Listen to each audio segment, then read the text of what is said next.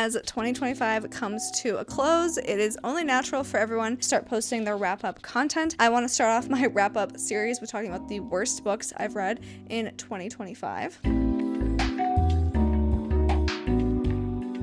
Hello everybody, welcome back to my YouTube channel. My name is Dodo and I read a lot of romance books, and naturally that means that I read books that I may not like, and at the end of the year I decided to talk about it with my audience because why not? I think it's really therapeutic to rant about the books that you didn't like this year, and I think it's helpful and I love doing it. And if you don't like this type of content, please pick a different video to watch. I really don't want to censor myself in this one because I just have a lot of thoughts and feelings about these books and I'm going to speak them. And yeah, hopefully you guys enjoy this video. We have 9 books to talk about. These books are books that I have fully finished in their entirety and that I've rated 2, 2.5, and 1 star. So we're gonna go through all of them and discuss them and tell you why I hated them. We'll start with the book that I rated 2.5 stars. We'll start on the higher end of the quality scale, if you want to call it that. The book that I rated 2.5 stars this year was The Weiner Across the Way, and like the title alone should have told me exactly what I needed to know about this book. However, I read the first book in the series and I was like, I liked it. It was fun. Rated it 4 stars. Thought it was cute. Everything was good there. And then I started book 2, and book 2 is very obviously a Travis Kelce, Taylor Swift inspired story because the 2 main characters are a football player and a pop star, and it just took so much inspiration from those 2 real life people that it was honestly uncomfortable to read. And I'm not particularly a Taylor Swift fan. I mean, do I listen to some of her music? Sure. Am I a Swiftie? Absolutely the fuck not. So naturally I was just like kind of annoyed and I was like, I just don't love that.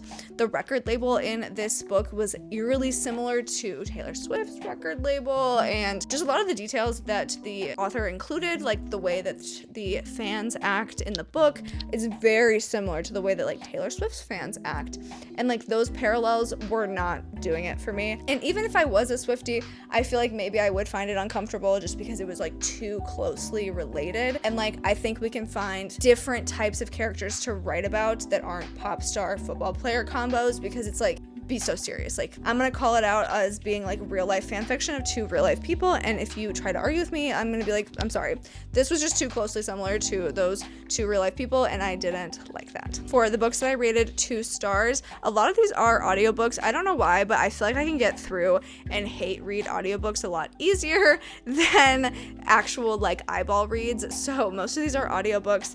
We'll start with the wackiest one, which was a book called Jumping the Shark. This one's about a shark alien that abducts a human woman and takes her away from Earth, and then they do a lot of really dirty, nasty things and say a lot of dirty, nasty things to each other. One of those things being something that I literally could not stomach. Like literally stomach was roiling, couldn't do it. The daddy kink in here was out of control. I'm so sorry. Like I normally can get through it just fine. I'm not like that icked out by it, but like this book gave me the major ick, and I just had so much, like honestly I could throw up thinking about it. It was just so gross, and like that's the only way I can describe it. Again, normally I'm pretty open-minded. I'll read about fucking anything, and truly I thought that the wackiness factor of this book would be able to be like at the very least funny, but anything that was like funny about it just made me still fucking hate it. So I was like, it was just like really, really silly and really unserious. I just couldn't do it. This next book is one that I really wanted to like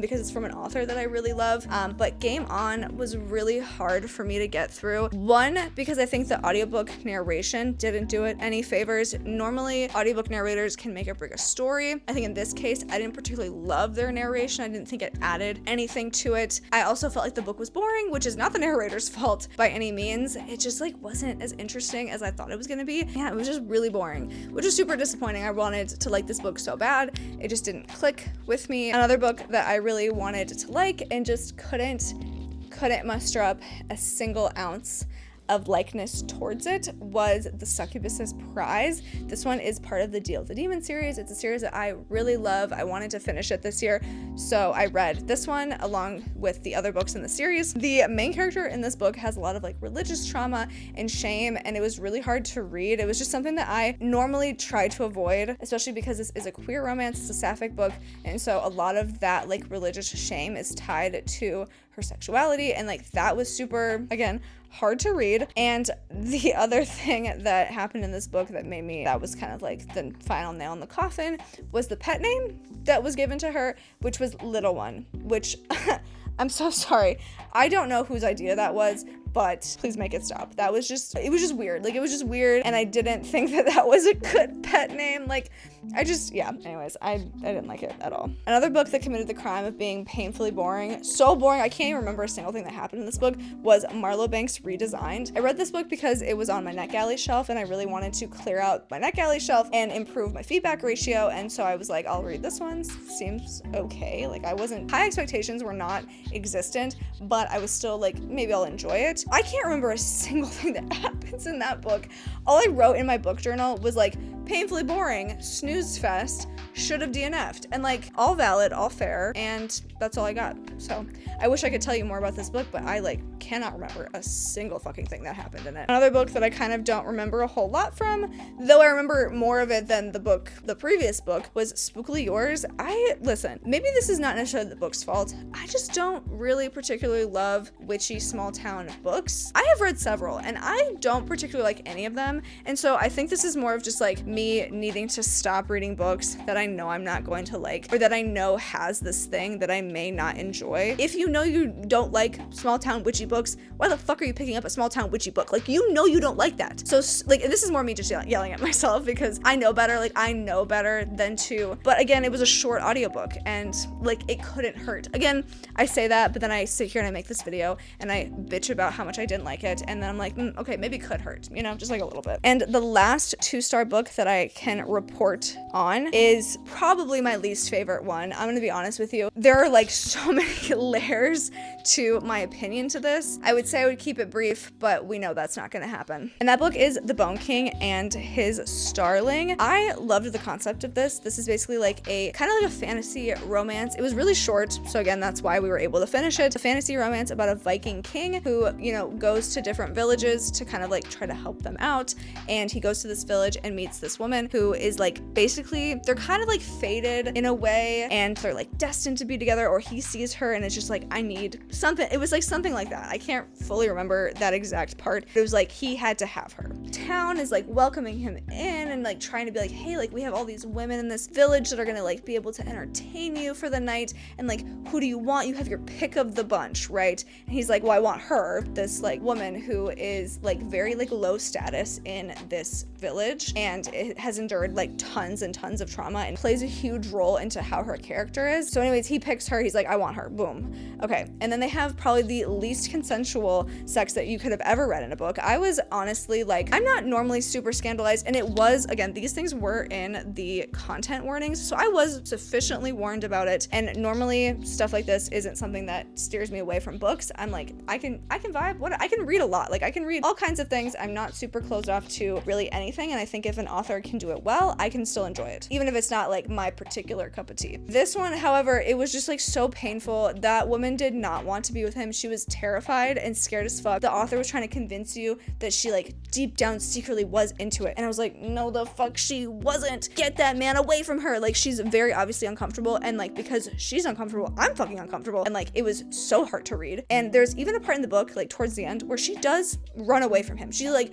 okay, I've got to get out of here because this man won't leave me alone, and I gotta go. And again, like, it's a romance, so they still end up together, and he like tracks her down, or she like tries to save him. It's like some weird shit that happens, and they still end up together in the end. Do they make it past the epilogue? Fuck no. There's no way. There's literally no way. I don't think this man needs to be within a million miles from her. Like, seriously, get him the fuck away from her. It's also very gory and very graphic. Like, there were a lot of like fighting scenes that were super, super graphic and super gory, and like, I have a hard time stomaching that kind of thing. Like, I can handle a little bit. I can handle decent amounts of that. This could not handle whatsoever. I was very weak stomach for me, and it really did not it did not mesh. So yeah, this actually might be, I would say this is like my least favorite book of the year, but like there are worse books actually. And speaking of those worst books, we have come to our 1-star books. I've rated 2 books 1 star this year, and looking at them, I just know I have so much shit to talk.